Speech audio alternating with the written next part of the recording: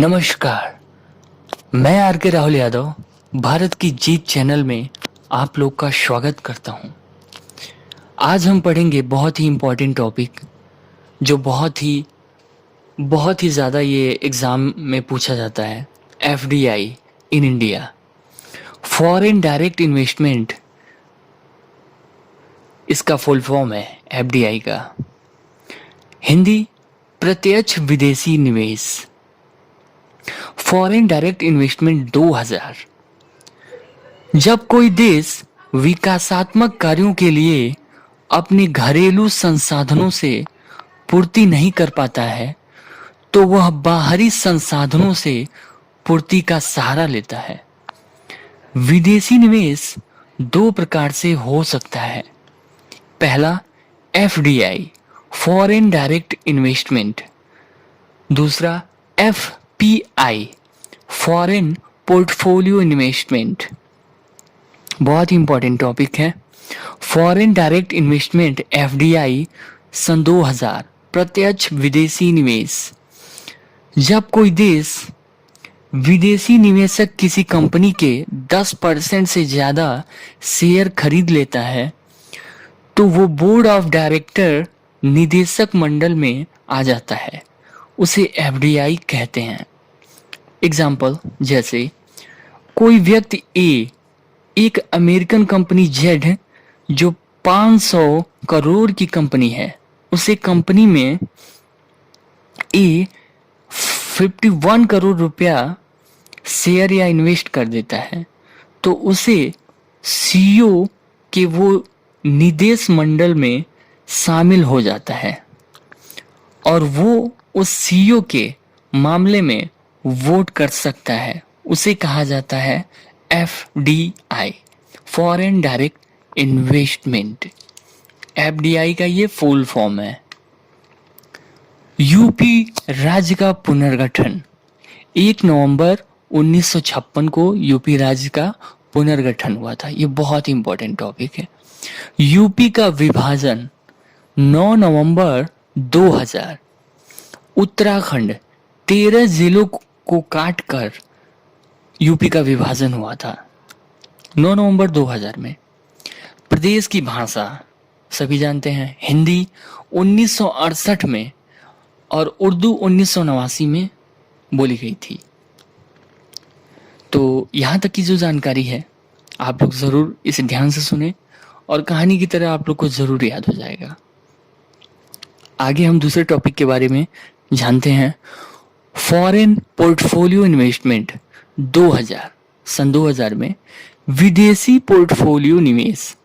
जब कोई निवेशक किसी सीईओ में 10% से कम का शेयर या 10% से कम निवेश करता है तो वो एफपीआई कहलाता है, फॉरेन पोर्टफोलियो इन्वेस्टमेंट सन 2000 कहलाता है।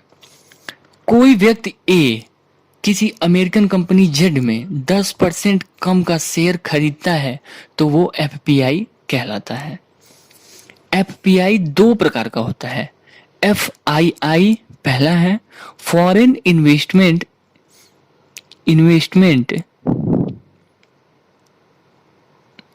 और दूसरा है qualified, QPI, qualified foreign investment.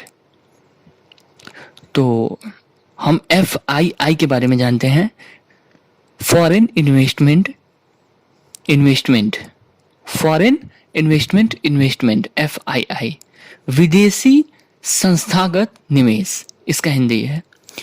जब कोई संस्था निवेश करे 10% से कम तब एफआईआई कहलाएगा।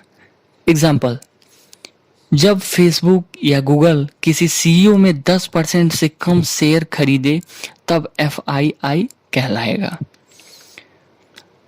दूसरा टॉपिक है क्यूपीआई, क्वालिफाइड फॉरेन इन्वेस्टमेंट, पात्रता प्राप्त विदेशी निवेश, उसका हिंदी है। इसके बारे में जानते हैं। जब कोई व्यक्ति पर्सनल निवेश करे सीईओ में 10% से कम तब क्यूएफआई कहलाएगा। एग्जाम्पल है, जब मार्क जुकबर्ग किसी सीईओ में 10% से निवेश करे तब QFI कहलाएगा। यहाँ तक की जानकारी फॉरेन पोर्टफोलियो इन्वेस्टमेंट सन 2000 की आपको बताई गई है।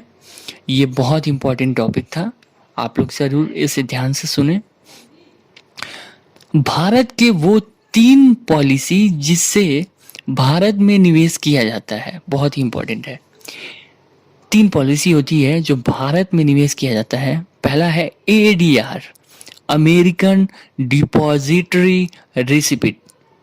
दूसरा है GDR, ग्लोबल डिपॉजिटरी रिसिपिट, 2000 से जारी हुआ था। तीसरा है IDR, इंडियन डिपॉजिटरी रिसिपिट। तो ये 3 पॉलिसियां हैं जो भारत में निवेश किया जाता है। सबसे पहले हम जानेंगे ADR, अमेरिकन डिपॉजिटरी रिसिपिट। 2000 में जारी अमेरिकन बैंक द्वारा निवेशकों को विदेशी कंपनी के शेयर जारी करना। एग्जाम्पल है, माना ए को भारतीय व्यक्ति है, उसकी कंपनी जेड जो 500 करोड़ की है और इसके बाद USA की कोई कंपनी 51 करोड़ का शेयर खरीद लेती है, तब वो कंपनी का USA स्टॉक में रजिस्टर हो जाती है। ये केस केवल USA के लिए है। आइए हम दूसरे टॉपिक के बारे में जानते हैं। GDR दूसरी पॉलिसी है, ये ग्लोबल डिपॉजिटरी रिसिपिट, 2000 से ये भी जारी हुई। ये GDR बाकी अन्य देशों के लिए है। USA को छोड़ के इसमें कोई भी विदेशी कंपनी जब भारत के किसी कंपनी में इन्वेस्ट कर देती है तब के उस देश के स्टॉक मार्केट में रजिस्टर हो जाती है। ये हम GDR के बारे में जानें, ग्लोबल डिपॉजिटरी रिसिपिट, बहुत इंपॉर्टेंट टॉपिक है। आइए हम आगे जानते हैं IDR के बारे में, इंडियन डिपॉजिटरी रिसिपिट। ये भी एक बहुत बड़ी पॉलिसी है जो भारत में ही निवेश किया जाता है। 2009 में ये जारी हुई। भारतीय रुपए के लिए नामित उपकरण। इस मामले में भारत की कोई कंपनी अगर विदेश में इन्वेस्ट करती है तो वो कंपनी भारत के BSE, NSE, ETC में रजिस्टर हो जाएगी। भारत में FDI 2 अलग अलग माध्यम से आते हैं। पहली स्वचालित ऑटोमेटिक, दूसरी सरकारी अनुमोदन से यानी अप्रूवल ऑफ गवर्नमेंट। आइए हम जानते हैं ऑटोमेटिक, स्वचालित FDI के बारे में।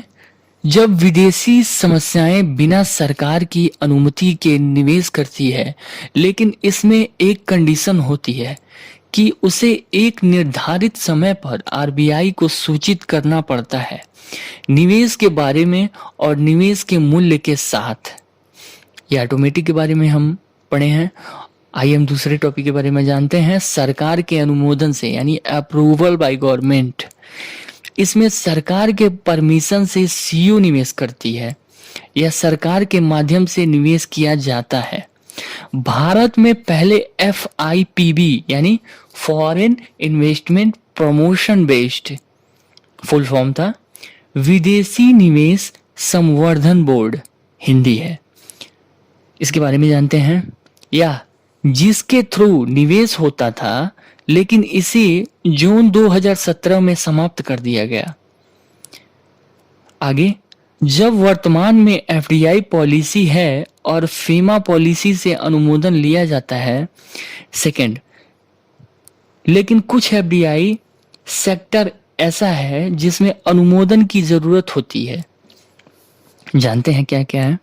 पहला है खनन, माइनिंग, दूसरा है रक्षा, डिफेंस, तीसरा है प्रसारण क्षेत्र, ब्रॉडकास्ट, चौथा है प्रिंटिंग मीडिया और पांचवा है नागरिक उड्डयन, सिटीजन एविएशन और छठा है निजी सुरक्षा एजेंसियां, प्राइवेट सिक्योरिटी एजेंसी और सातवां है उपग्रह सैटेलाइट, आठवां है एकल ब्रांड, सिंगल ब्रांड, नौवां है फार्मा और 10वां है मल्टी ब्रांड, 11वां है खाद्य उत्पादन, 12वां है वित्त सेवाएं, 13वां है टेलीकॉम।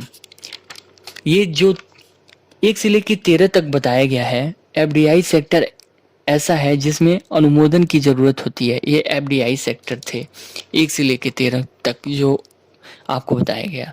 आगे है, बहुत ही इंपॉर्टेंट टॉपिक है, खुदरा क्षेत्र में एफडीआई इन रिटेल सेक्टर।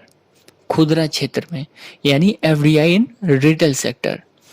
इसमें एक समिति थी जिसे अजीत सेठ समिति, जो 24 नवंबर 2011 में बनी थी, जो कहती है कि रिटेल सेक्टर के लिए एकल brand, single brand, example Reebok और नाइक कंपनी जो सिंगल ब्रांड थी, एकल ब्रांड एग्जाम्पल है। इसमें सीईओ पूरा अपना पैसा लगा सकती है अगर चाहे तो। एग्जाम्पल जैसे 100% शेयर या निवेश, ये 10 जनवरी 2012 से अप्लाई हो गया था एकल ब्रांड, सिंगल ब्रांड में। और दूसरा जो ब्रांड है बहुत ब्रांड यानी मल्टी ब्रांड, ये इसमें जो कंपनियां थी वॉलमार्ट, पेंटालून्स, जावा। एग्जाम्पल, इसमें सीईओ केवल 51% शेयर या निवेश कर सकती है, बाकी 49% कोई भारतीय शेयर लगाएगा। आगे बहुत इंपॉर्टेंट टॉपिक है, अप्रैल 2000 से मार्च 2017 में एफडीआई का इनफ्लो हुआ। सेक्टर क्षेत्र सेवा, कंप्यूटर एवं सॉफ्टवेयर निर्माण, दूर संचार क्षेत्र। सबसे पहले हम जानेंगे सेक्टर क्षेत्र में, सेक्टर क्षेत्र और अंत प्रवाह इनफ्लो। सबसे पहले सेवा 18%, कंप्यूटर एवं सॉफ्टवेयर 7%, निर्माण 7% और दूर संचार 7%। आगे है कंट्री और इन्वेस्टमेंट, कौन कौन सी कंट्री कितना इन्वेस्टमेंट करती है। तो कंट्री मॉरिशस करती है 34%, सिंगापुर करती है 16%, जापान करती है 8%, यूके करती है 7%, नीदरलैंड करती है 6%। यहाँ तक की जो जानकारी दी गई ये आप लोग बहुत ही ध्यान से सुने, कहानी के जैसे सारी चीज़ें याद हो जाएंगी। और इसी के साथ जय हिंद, जय भारत। नेक्स्ट वीडियो में हम पढ़ेंगे इकोनॉमिक्स, भारतीय अर्थव्यवस्था एवं संस्कृति के बारे में। जय हिंद, जय भारत।